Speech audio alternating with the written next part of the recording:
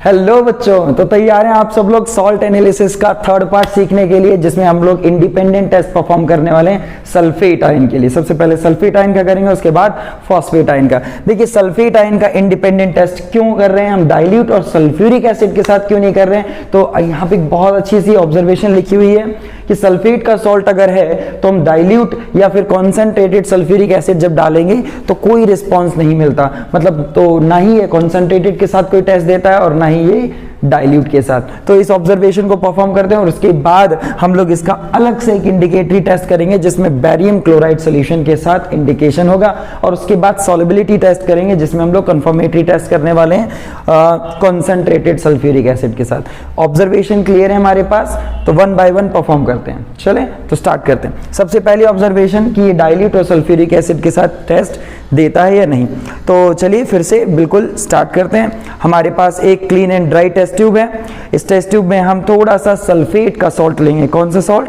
Sulphate ion का salt लिया मैंने, ठीक है। अब सल्फेट आयन के सॉल्ट में हम सबसे पहले क्या ऐड करने वाले हैं, डाइल्यूट सल्फ्यूरिक एसिड टेस्ट। हालांकि आपको यहां से परफॉर्म करना है, बट मैं आपको ये इसलिए इंडिकेट करके दिखा रहा हूं ताकि आपको ये पता लगे कि डाइल्यूट और सल्फ्यूरिक एसिड के साथ इसका कोई रिस्पॉन्स आता है या नहीं। यहां तो मैंने लिखा है नो रिस्पॉन्स, बट ऑब्जर्व करते हैं। सो मैंने ड्रॉपर से इसके अंदर कुछ डाइल्यूट सल्फ्यूरिक एसिड डाला। देखिए आप अगर क्लियरली ऑब्जर्व करेंगे तो बिल्कुल कुछ भी नहीं होगा। इवन शेक करूंगा, कोई स्मेल नहीं है, कोई रिस्पॉन्स नहीं है, कुछ भी रिस्पॉन्स नहीं है, जिससे ये इंडिकेशन मिलती है कि डाइल्यूट सल्फ्यूरिक एसिड से सल्फेट सॉल्ट में कोई भी रिस्पॉन्स नहीं मिलेगा। साथ ही साथ अगर आप वापस दोबारा से टेस्ट ट्यूब लेते हैं और फिर से आप कॉन्सेंट्रेटेड सल्फ्यूरिक एसिड टेस्ट करते हैं, कौन सा? कंसेंट्रेटेड। तो फिर से मैंने कुछ दूसरी टेस्ट ट्यूब में सॉल्ट लिया हुआ है। अब इसमें मैं ऐड करने वाला हूं कंसेंट्रेटेड सल्फ्यूरिक एसिड। क्या? कंसेंट्रेटेड। इस तरीके से आप कंसेंट्रेटेड सल्फ्यूरिक एसिड जब डालेंगे तो भी आप ऑब्जर्व कीजिए कोई भी रिस्पॉन्स आपको देखने को नहीं मिलेगा। देख पा रहे हैं आप लोग? कोई रिस्पॉन्स आपको देखने को नहीं मिलेगा। तो इसका मतलब ये हुआ कि हमें सल्फेट के लिए इंडिपेंडेंट टेस्ट परफॉर्म करना है, ना तो सल्फ्यूरिक एसिड डाइल्यूट से काम बना और ना ही कंसेंट्रेटेड से। सो स्टार्ट करते हैं indicatory test with barium chloride. तो इसके लिए भी आपको क्या करना है, सबसे पहले अपने जो भी सॉल्ट दिया है, जो कि अभी मैं सल्फेट का ही ले रहा हूं, तो सल्फेट का सॉल्ट अगर आप बना लेते हैं तो उसका पहले आपको क्या बनाना है, सोल्यूशन। तो चलिए सॉल्ट एक और टेस्ट ट्यूब में मैंने लिया, ठीक, उसमें डालेंगे पानी। सो मैं ये डाल रहा हूं थोड़ा सा इसके अंदर वाटर, और इसका एक बहुत अच्छा क्लियर सोल्यूशन बनाओ, क्लियर एक्वस सोल्यूशन बनाओ, और उसके बाद कुछ ड्रॉप डालेंगे इसमें बैरियम क्लोराइड सोल्यूशन की। तो मेरा सोल्यूशन तैयार है, बस कुछ क्रिस्टल्स डिसॉल्व करने के लिए रह गए हैं, तो वो आप प्रॉपर शेकिंग के थ्रू डिसॉल्व कर देंगे। जैसे ही आपका सोल्यूशन क्लियर बनता है, देखिए क्लियर सोल्यूशन है, ऑब्जर्व कीजिए, बहुत ध्यान से ऑब्जर्व कीजिए, अच्छे से शेक करते हुए क्लियर सोल्यूशन बनाना है।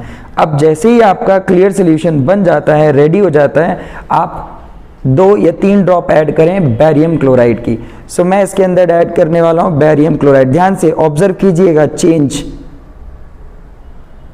ये देखिए, देख पा रहे हैं आप? जैसे ही आप बैरियम क्लोराइड की कुछ ड्रॉप इसमें ऐड करेंगे, व्हाइट कर्डी प्रेसिपिटेट फॉर्म होंगे, है ना?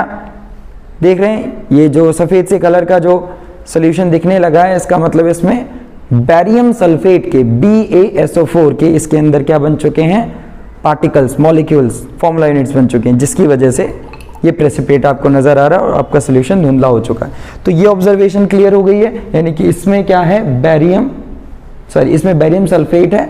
और सॉल्ट किस चीज का था, इसका मतलब सॉल्ट था हमारा सल्फेट का। किसका सॉल्ट था ये? सल्फेट आयन का। हाँ बच्चों, तो स्टार्ट करते हैं कंफर्मेटरी टेस्ट। अब देखिए कंफर्मेटरी टेस्ट किस तरीके से परफॉर्म करेंगे। जो कंफर्मेटरी टेस्ट करना है उसमें क्या करना है, ये जो व्हाइट प्रेसिपिटेट फॉर्म हुए हैं प्रीवियस वाले ऑब्जर्वेशन से, अब उसको हम लोग डिसॉल्व करेंगे कॉन्सेंट्रेटेड HCl में। अगर कॉन्सेंट्रेटेड HCl में ये डिसॉल्व नहीं होते हैं तो ये कंफर्म हो जाता है कि ये सल्फेट आयन का सॉल्ट था। तो चलिए मैं यहाँ पे कुछ एक्सेस अमाउंट में HCl ऐड करने वाला हूं और देखते हैं कि क्या ये इसमें सॉल्युबल होगा। देखिए मैंने कुछ ज्यादा अमाउंट में डाला है ताकि हम सॉल्युबिलिटी टेस्ट प्रॉपर परफॉर्म कर पाए, लेकिन ये सॉल्युबल नहीं हो रहा है। इसका मतलब ये कंफर्म हो चुका है कि दिया हुआ सॉल्ट जो है वो हमारा सल्फेट का है। देखिए बिल्कुल भी क्रिस्टल्स डिसॉल्व नहीं हो रहे हैं, इसका मतलब ये हुआ कि सल्फेट का टेस्ट हमारा कंफर्म हो चुका है, दिए हुए सॉल्ट में सल्फेट आयन टेस्ट है। ठीक है, तो आप जल्दी से ये चीज पूरी ऑब्जर्वेशन लिख लीजिए और मूव करते हैं फर्दर। हाँ बच्चों तैयार हैं? आगे फॉस्फेट आयन का टेस्ट करते हैं। भाई फॉस्फेट आयन के टेस्ट के लिए भी हमें इंडिपेंडेंट टेस्ट परफॉर्म करना है। मेनली हमें इसके लिए मोलिब्डेट टेस्ट करना होता है, अमोनियम मोलिब्डेट। हालांकि फॉस्फेट आयन का जो टेस्ट है वो सल्फ्यूरिक एसिड, चाहे वो डाइल्यूट और कॉन्सेंट्रेटेड, दोनों ही केसेस में कोई रिस्पॉन्स नहीं देता। जैसे सल्फेट का नहीं देता, ऐसे ही हमारा सल्फ्यूरिक एसिड के लिए फॉस्फेट आयन कोई टेस्ट नहीं देता। तो हम सीधे ही परफॉर्म करते हैं इसके लिए अमोनियम मोलिब्डेट टेस्ट। ठीक है, सो अमोनियम मोलिब्डेट टेस्ट के लिए क्या करना है आपको? सबसे पहले सॉल्ट लेना है, सॉल्ट में नाइट्रिक एसिड ऐड करेंगे और अच्छे से सॉल्ट को डिसॉल्व करेंगे। ठीक है, अगर सॉल्ट क्लियर डिसॉल्व नहीं होता है तो आप हीटिंग भी कर सकते हैं, और डिसॉल्व हो जाता है तो हीट करने की जरूरत नहीं है। उसके बाद हम क्या ऐड करेंगे? अमोनियम मोलिब्डेट सोल्यूशन ऐड करेंगे और देखेंगे येलो प्रेसिपिटेट ऑब्जर्व हो रहे हैं या नहीं। अगर येलो प्रेसिपिटेट ऑब्जर्व हो रहे हैं so that confirms the presence of phosphate ion in the given salt. Clear? तो चलो स्टार्ट करते हैं। सबसे पहले clean and dry test tube लेते हैं। ठीक है, टेस्ट ट्यूब लिया और उसमें हम फॉस्फेट आयन के क्रिस्टल्स ऐड करते हैं। ठीक है, फॉस्फेट आयन के क्रिस्टल, सॉरी फॉस्फेट सॉल्ट हम इसमें ऐड करते हैं। मैंने इसमें फॉस्फेट सॉल्ट ऐड कर दिया। अब हम इसमें ऐड करेंगे नाइट्रिक एसिड। ठीक है, क्या ऐड करेंगे? Nitric acid. सो जैसे ही आप नाइट्रिक एसिड डिसॉल्व इसमें ऐड करेंगे तो मैं कुछ नाइट्रिक एसिड ले लेता हूं। सबसे पहले ड्रॉपर से ऐड करना है आपको और थोड़ा एक्सेस में डालेंगे ताकि सारा का सारा सॉल्ट जो आपने टेस्ट ट्यूब में लिया है वो क्लियरली क्या हो जाए? डिसॉल्व हो जाए। प्रॉपर डिसॉल्व करना है शेक करते हुए। ठीक है, सारे क्रिस्टल्स जब तक डिसॉल्व ना हो तब तक आप प्रॉपर शेकिंग के साथ उसे डिसॉल्व करें। क्लियर हो गया? पूरा सोल्यूशन क्लियर बन चुका है। अब उसमें हम ऐड करेंगे अमोनियम मोलिब्डेट सोल्यूशन की कुछ drops. So ammonium molybdate solution की हम लोग ड्रॉप ऐड करने वाले हैं और देखेंगे कि क्या चेंज आता है। ठीक है, अमोनियम मोलिब्डेट सोल्यूशन।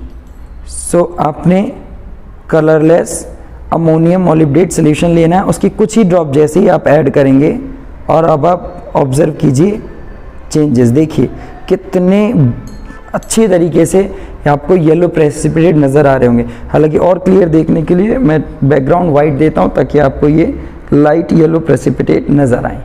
आपको समझ आ रहा होगा? देख पा रहे हैं ये जो नीचे सेटल डाउन हुए हैं, आप और अच्छे से ऑब्जर्व कर सकते हैं फिल्टर करके। जब आप फिल्टर करेंगे तो लाइट येलो प्रेसिपिटेट आपको नज़र आएंगे जो कि बॉटम में बैठे हुए हैं, आप देख सकते हैं।